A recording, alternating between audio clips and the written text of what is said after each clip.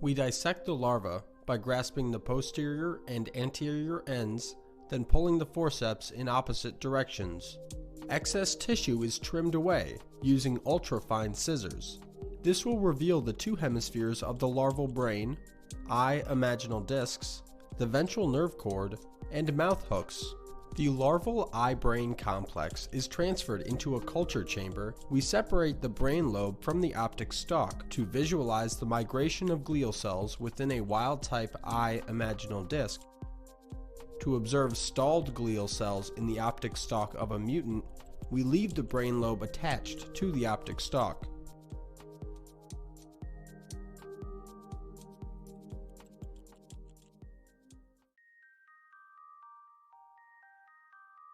Hi, I'm Patrick Cafferty from Vanessa Auld's laboratory in the Department of Zoology at the University of British Columbia.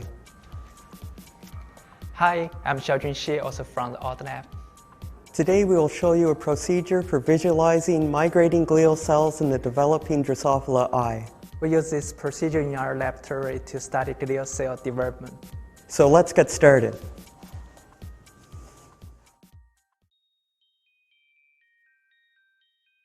One week prior to the start of the experiment, flies are mated to generate larvae that express GFP under the control of a glial-specific promoter.